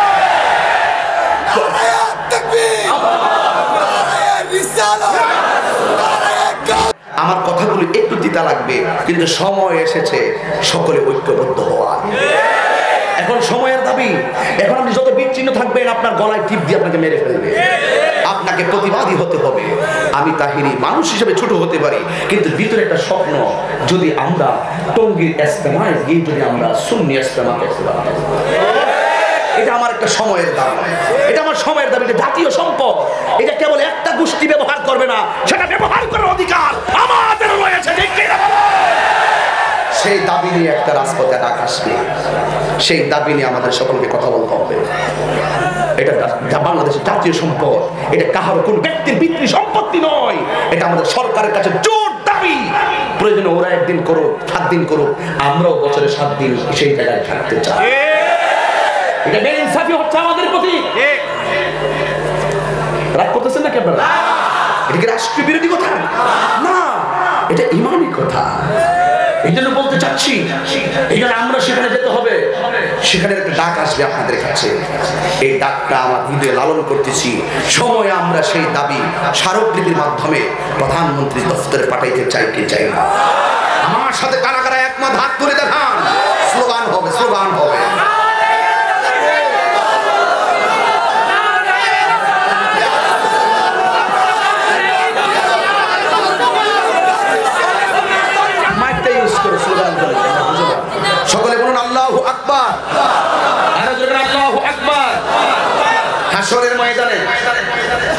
ময়দানে সবার মুখে নাফসি নাফসি এনে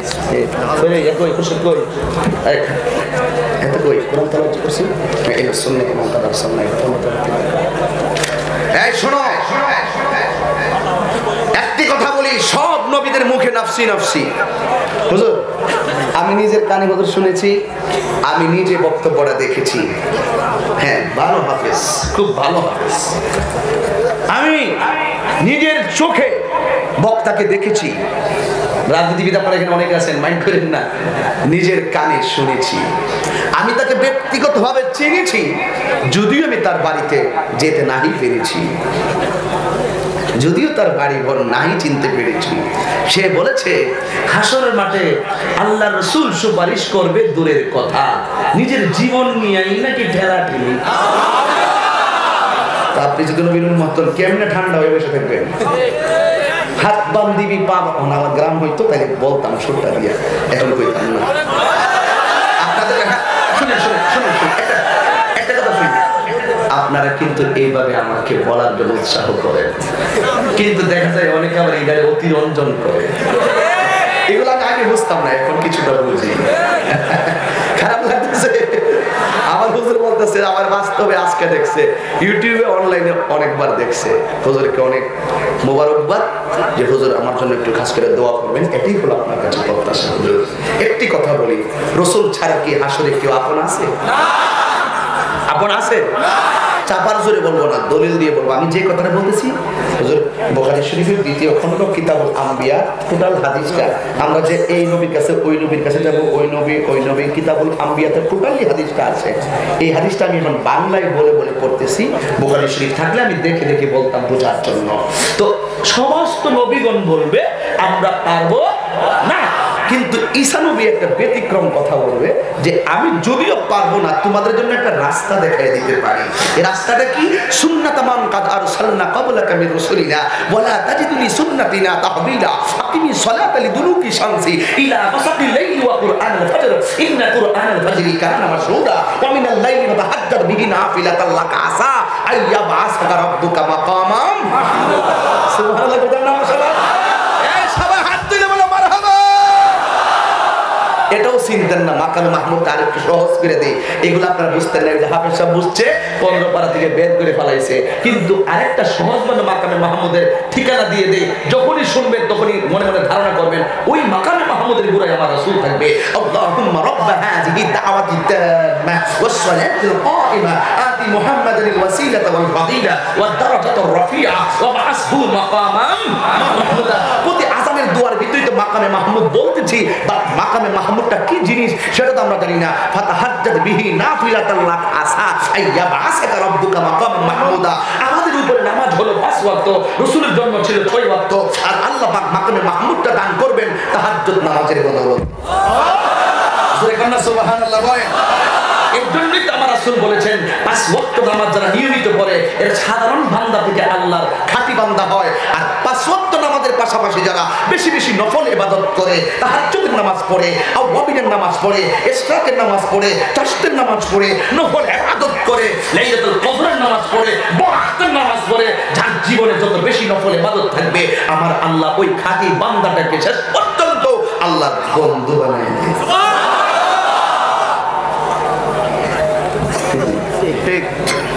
বন্ধু হতে চাই কি চাই না? আমরা কি মাজার জিয়ারত করি না মাজার পূজা করি? তো যারা বলে মাজার পূজা করি এদের জন্মে ঠিক আছে? কথা পরিষ্কার, কথা পরিষ্কার। কিছু হলে আমাদেরকে মাজার পূজারি বলো, কিছু হলে আমাদেরকে বেদাতি বলো, কিছু হলে আমাদেরকে ভণ্ড বলো, এগুলো বন্ধ করেন। সুন্নিরা কখনো মাজার পূজা করে না, সুন্নিরা মাজার জিয়ারত করে। সাজদা পাওয়ার মালিক আল্লাহ, ঠিক কিনা বলেন? মাথা নত করবো কার কাছে? আল্লাহ ছাড়া কাহারও কাছে মাথা নত করা যাবে? এটা আমাদের পরিষ্কার কথা। কিছু কিছু মানুষ আছে, আমরা এবং হুজুর যে আসছেন আজকে যিনি সভাপতি, সে আমার উস্তাদ, আমার হুজুর আসছেন মুফতি মোহাম্মদ শাহ আলম হুজুর, পীর সাহেব হুজুর এসেছেন। উনি বস মাসে হয়তো 5-7 বার বা 8 বার জিয়ারত করার সময় পায়। এও গাড়ি দিয়ে যায়, একটু নামে, নেমে জিয়ারত করে আবার চলে আসে। আমিও ঠিক এরকম আমিও এরকম বছরে 2-3 বার সুযোগ পাই মাজারে যাওয়ার জন্য। সিটাডাং আসলে রাস্তায় যে মাজারগুলো পড়ে ওই জায়গাতে আমরা জিয়ারত করি। আমার সাথে থেকে শুরু করে বাইদুল মুস্তানি থেকে শুরু করে গরিবুল্লাহ শাহ মিসকিন সাথে থেকে শুরু করে আমরা যাদের যেগুলো আমাদের খুব ফেভারিট মানে লাইনে পড়ে ওগুলো আমরা জিয়ারত করা শুরু পাই। শের বাংলা রহমতুল্লাহ আলাইহি পর্যন্ত আমরা জিয়ারত করি, গিয়ে আমরা আল্লাহর ওলির উসিলা করে আল্লাহকে বলি, আল্লাহ তুমি যদি আমার দিকে না তাকাও, আমার ডাক যদি না শ্রবণই করবা, তাহলে তোমার বন্ধুর উসিলায় তুমি আমার দোয়া কবুল করো। আল্লাহর ওলির উসিলা দিয়ে আল্লাহর কাছে ফরিয়াদ করি, ওয়াবতাগু ইলাইহিল ওয়াসিলা। আল্লাহ নিজে বলছেন ওয়াসিলা তালাশের কথা। আমরা এভাবে আল্লাহর কাছে দোয়া, আল্লাহর কাছে প্রার্থনা করি। বছরে যাই 2-3 বার, কিন্তু বন্ড গালি শুনি মাত্র আমরা, মাজার পূজারে গালি শুনি আমরা। তবে একটি কথা আমি ক্লিয়ার করে বলে দিয়ে যাই, ওলি আল্লাহর মাজারে যারা রক্ষণাবেক্ষণ করবেন, যারা মাজার কমিটি আছে, এদেরকে সোচ্চার হতে হবে। আমি দেখেছি কিছু কিছু মাজার আছে আপনাদের এলাকায় না, আমাদের ওই অঞ্চল দিয়ে কিছু কিছু এলাকা ভিত্তিক মাহফিল আছে, যারা উরুসের সময় একটা জায়গা নির্ধারণ করে 5/6 ভাড়া হলো 2000 এক রাত, আর একটা জায়গা হলো 10/10, এটা হলো আপনার 10/12, এরকম কিছু জায়গা নির্ধারণ করে করে এদেরকে কিছু টাকা নিয়ে তাদেরকে দেওয়া হয়। মাজার কমিটিকে খেয়াল রাখতে হবে যেন ওই সমস্ত এরিয়াতে কোনো অসামাজিক কার্যক্রম না হয়। কথা বলেন ঠিক না বেঠিক? যদি 2-1 অসামাজিক কার্যক্রম করেই ফেলে, এটা কি আল্লাহর দোষ না? তো মাজার পূজারি এবং বেদাতি এরকম যে গালি দেওয়া হয়, আমাদের নাম মেনশন করে, আমরা তো যাই বছরে 2-1 বার, কিন্তু যারা ওখানে করবে তাদেরকে তার কেউ চিনেও না, কিন্তু গালি শোনার সময় শুনি আমরা। এটাই হলো আমাদের দুঃখ। এই জন্য আমাদের পথকে আমরা পরিষ্কার করে দিয়েছি। ঠিক কি না বলুন? রাগ করবেন না, গুসা করবেন না, বলে কোনো লাভ নেই। এখন যুগ তথ্য প্রযুক্তির যুগ, আপনি কোথায় কখন কিভাবে কথা বলছেন সবগুলো কুট হচ্ছে, লুট হচ্ছে। আসুন, তখন বলবেন তোমরা চলে যাও মাকাম মাহমুদের গোড়ায়, গিয়ে দেখবেন সমস্ত নবীগণ যেই ময়দানে নাফসি নাফসি বলে কাঁদে, একমাত্র আমার নবী কাঁদতেছেন উম্মতি উম্মতি বলে। কি বলে? উম্মতি উম্মতি বলে। অবন্দরে গভীর মনোযোগ মহব্বত নিয়ে বসে যান, একটা জবান বন্ধ রাখবেন না, চিৎকার মেরে বলেন ইয়া রাসূলুল্লাহ। আল্লাহ রাব্বুল আলামিন কোরআনের মধ্যে বলেছেন, অনেকে দলিলটাকে পুঁজি বানায়া দেয়, ইয়াশফাউ ইনদাহু ইল্লা বিইজনিহি ইয়ালামু মা বাইনা আইদিহিম। আল্লাহর অনুমতি ছাড়া হাসরের মাটি কেউ সুপারিশ করতে পারবে না। এটা তো আমরাও মানি। কেন মানি? হাসরের ময়দানে আমার নবী দুনিয়াতে থাকতেই তো নবীর নিজের মন গড়া কিছু বলে নাই। আল্লাহ বলছে, করার পরে নবী বলেছেন, ওয়ামা ইয়ানতিকু আনিল হাওয়া ইন হুয়া ইল্লা ওয়াহিয়ুন ইউহা। দুনিয়াতে তো আমার রাসূল যা কিছু বান্দাদেরকে আদেশ করেছেন, উম্মতকে আদেশ করেছেন, সব আল্লাহর পক্ষ থেকে ওয়াহী। কথা বলেন ঠিক না? এই জন্য যুবক ভাইরা, হাসরের ময়দানে আমরা গিয়ে দেখব আমার রহমাতুল লিল আলামিন ওই মাকামে মাহমুদের গোড়ায় সেজদায় পড়ে থাকবেন। আপনারা জবান খুলে ইয়া রাসূলুল্লাহ বলবেন, যখন আমি ডাকটা দিব, উম্মতেরা ডাক দিয়া কই, নবী গো,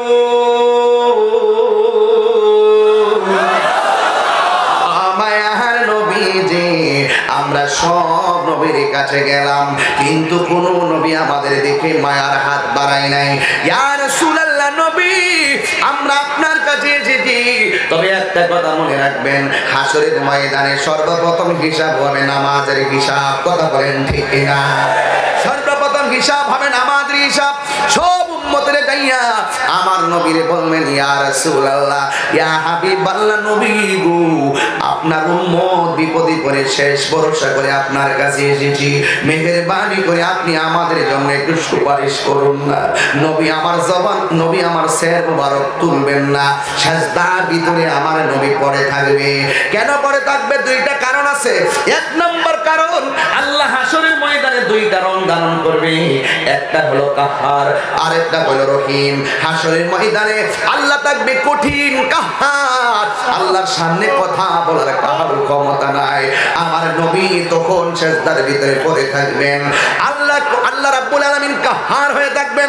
যেমন দুনিয়ার ভিতরে কোন বাবা যদি সন্তানকে বলে খবরদার খেলতে গেলে কেন, মাদ্রাসায় ইউনিভার্সিটিতে গেলে না কেন, তুই বাড়িতে আসবি তোরে বাইরা হাড্ডি গুলা গুঁড়া বানাবো, কিন্তু সন্তান সন্ধ্যাবেলা বাড়িতে আসছে, মা ডাক দিয়ে তুই ঘরে আয়, সন্তানকে আব্বা মারবে, বাবার ডরে সন্তান ঘরের ভিতরে যায় না, তখন বাবা অনেক কঠিন।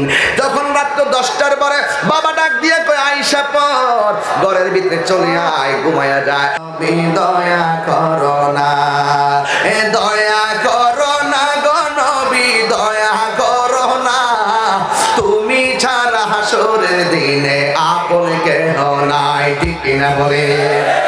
সব নবীদের কাছে গেলাম কাজ হইল না, তুমি তোমার উম্মতের দূর কইরো না, দূর করো না গো নবী, দূর করো না, তুমি তোমার উম্মতের দূর করো না। এই অগদয়াল নবী দয়া করো না। এইভাবে সব উম্মতেরা যায় কাঁদবে, নবী আমার সিজদার ভিতরে পড়ে থাকবে, নবীর মাথা মোবারক তুলবে না, কারণ আমার আল্লাহ হলো কাহার।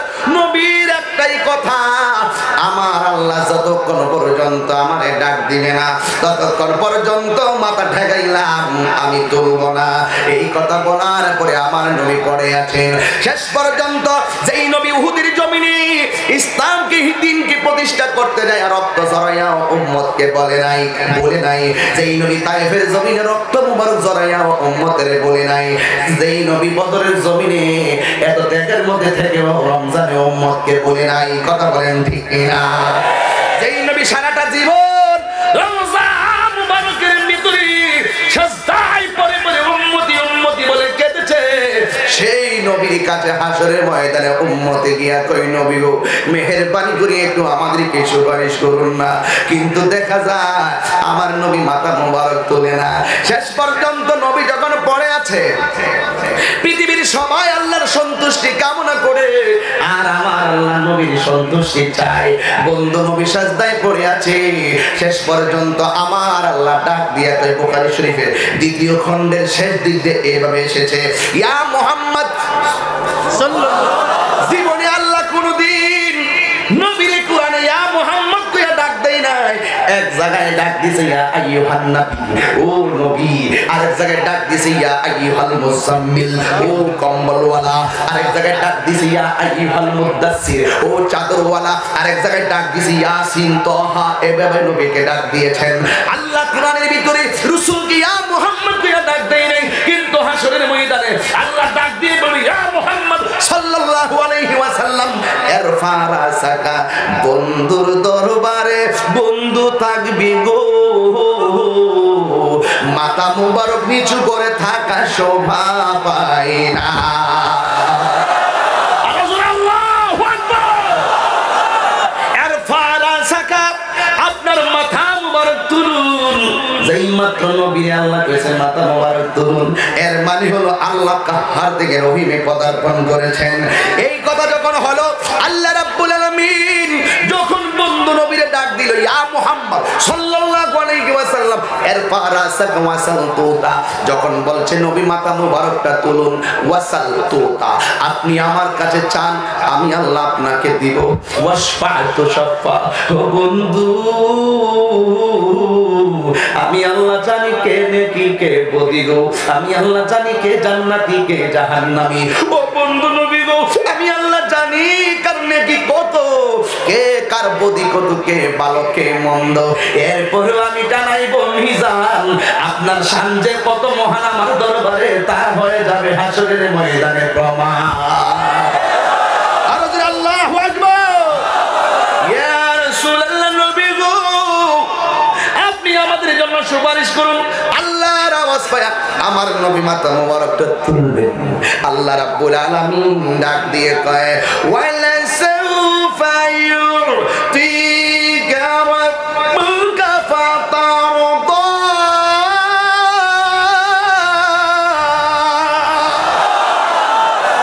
আল্লাহু আকবার। আল্লাহ রাব্বুল আলামিন দিমু এমন দেবা দিমু, আল্লাহ কই বন্ধু নিয়ে যাবে। কই আল্লাহ কিছু নামাজি আছে নামাজ পড়ছে পড়ার মতো পড়ে নাই, রোজা রাখছে রাখার মতো রাখে নাই, কিন্তু তুমি আল্লাহর সাথে জীবনে কাউরে শরীক করে নাই। আমি নবীর জানটা দিয়া মহব্বত করছে, কিন্তু আমল করতে যাইয়া কিছু আমল কম করে ফেলাইছে। ওরা মেয়াদ ভিত্তিক জাহান্নামী হয়ে গেছে। ও আল্লাহ রাব্বি হাবলি, সুবহানাল্লাহ কইছেন না, আমাকে দিয়ে দাও। ও আল্লাহ ওরা হইলো কিছু কবিরা গুনাহ কইরা ফেলাইছে, কিন্তু এরা আমি নবীরে জানার চাইতে মহব্বত করত। এই হাটহাজারি দেখবেন, ফতেপুরে দেখবেন, আলাউল পাড়া দেখবেন, কিছু পোলাপান যদিও নামাজ মাঝে মাঝে পড়ে আবার মাঝে মাঝে পড়ে না, কিন্তু দেখা যায় এদের সামনে নবীর বিরুদ্ধে কথা বললে তোর খবর আছে। এই পাগলগুলোকে রাসূল তালাশ করবে, এইভাবে খুঁজবে, খুঁজে এই জন্যই তো আমার নবী বলছে শাফাআতি লি আহলিল কাবাইর মিন উম্মতি। আওয়াজ মাইনা জবান খুলে আল্লাহু আকবার। শাফাআতি লি আহলিল কাবাইর মিন উম্মতি, আমার উম্মতের ভিতরে যারা বড় বড় গুনাহ কইরা ফেলাইছে আমি নবী তাদের জন্য সুপারিশ করব। শাফাআতের কথা বলে কোরআন সুন্নাহ কোথায় নাই ভাইবি কেমনে? আমরা চোখের মধ্যে লাগাইছি সিদ্দিক আকবরের চশমা, তোদের চোখের মধ্যে লাগাইছ আবু জাহেলের চশমা। হাত তুলে বলো ঠিক কি না বলো? কথা পরিষ্কার। হাটহাজারিতে ফাইনাল কথা বলে যাচ্ছি, আবার কখন আসি না আসি। হঠাৎ করে কিভাবে আমার বন্ধু ওমর ফারুক নঈমী সাহেব অত্যন্ত কষ্ট করে একটা প্রোগ্রাম সেটিং দিয়েছেন, আমার সুযোগ ছিল না, কিভাবে যেন হয়ে গেল। আলহামদুলিল্লাহ আপনাদেরকে দেখে আই রিয়েলি প্লিজড, আমি অত্যন্ত খুবই সন্তুষ্ট, যেহেতু আপনারা অত্যন্ত রেসপন্স করে আমার কথাগুলো শুনছেন। এই ইউনিভার্সিটির বন্ধুরা, আমাকে তোমরা ভুল বুঝো না, তোমরা বিভিন্ন বিষয় নিয়ে ট্রল করো যাই করো, কিন্তু মনে রেখো আমি যেই কথাগুলো বলছি এটা হৃদয় থেকে বলছি। শুনো, আমাকে নিয়ে তোমরা মজা করার কোনো সুযোগ নেই। তোমরা যতই বলো এদিকে আমি ভ্রুক্ষেপ করি না, এগুলোর দিকে আমি তাকাই না। তোমরা অনর্থক আমার বিষয় নিয়ে ভেবে ভেবে তোমাদের মূল্যবান সময় নষ্ট করো না। ওই ইউটিউবাররা তোমরা আমার বিষয় নিয়ে বিভিন্ন থাম্বনেল বানিয়ে যতই তোমরা সময় নষ্ট করো, কোমরের হাড় যে ক্ষয় হইতেছে বুঝো।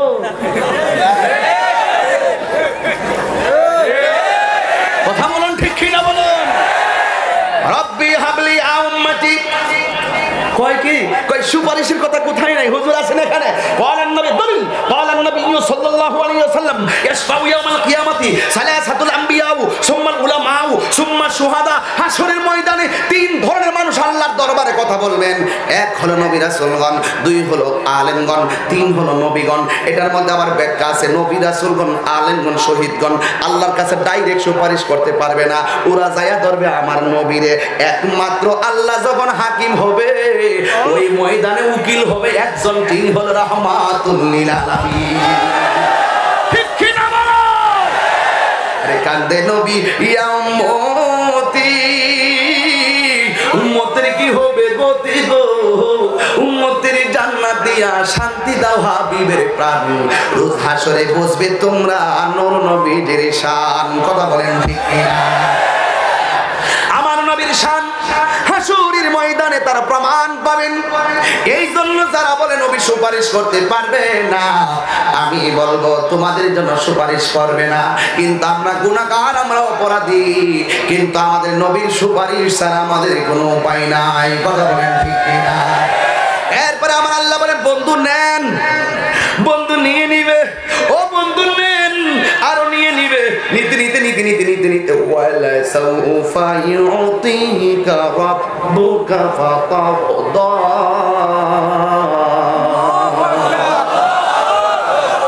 কোরআন শরীফ ভালো লাগেনি?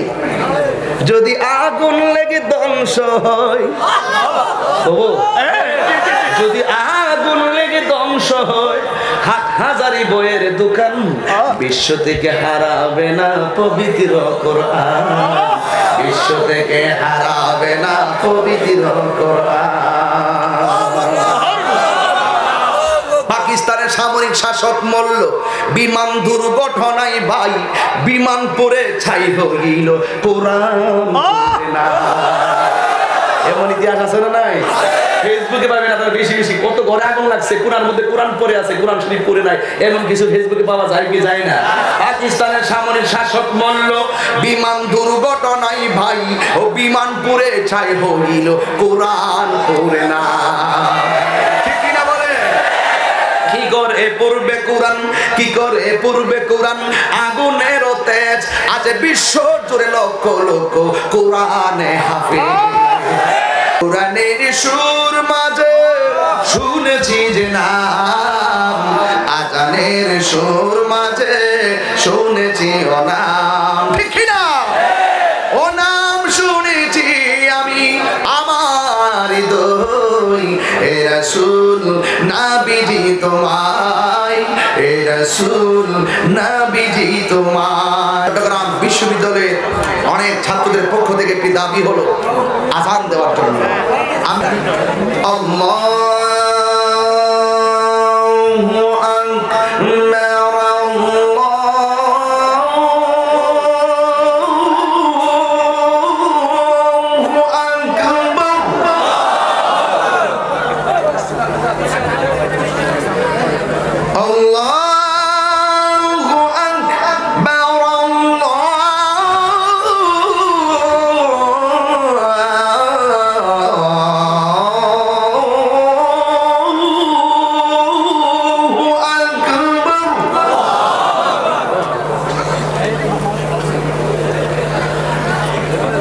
أشهد أن لا إله إلا الله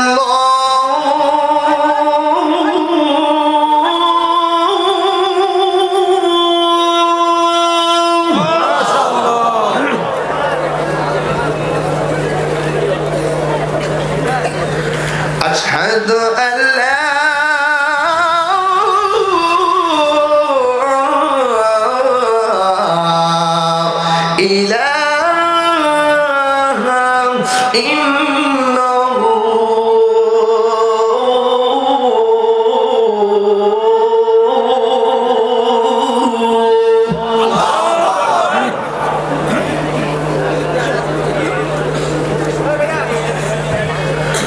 أشهد أن محمدا رسول الله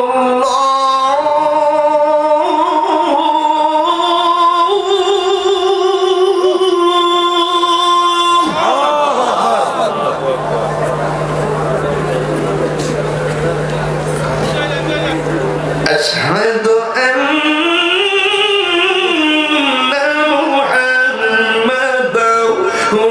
رسول الله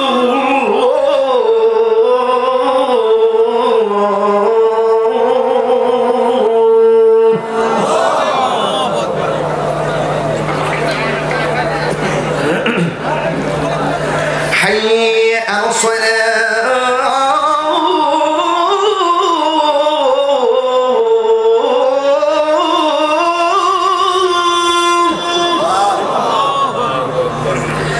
حي على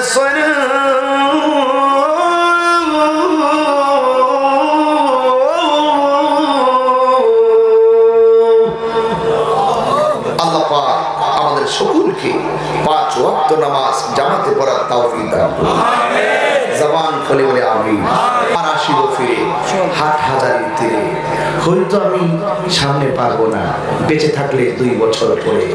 আল্লাহ কবুল করুক আপনাদের। আজকের মাহফিলের সম্মানিত মেহমান আলা উস্তাদুল উলামা ভাদ্রুল ফুকাহা হযরত আল্লামা গাজী মুহাম্মদ শফিউল আলম নিজামী মাদাজিল আলী হুজুর আপনাদের সামনে কোরআন সুন্নাহর আলোকে মহামূল্যবান তাকরীর উপস্থাপন করবেন। ঈমান আকীদার উপরে খুবই তত্ত্বভিত্তিক আলোচনা উপস্থাপন করবেন। সবাই আদবের সাথে ধৈর্যের সাথে হুজুরের বয়ান শুনে যাবেন। এই আশাবাদ ব্যক্ত রেখে ভালো থাকুন, সুস্থ থাকুন। আসসালামু আলাইকুম ওয়া রাহমাতুল্লাহি ওয়া বারাকাতুহু।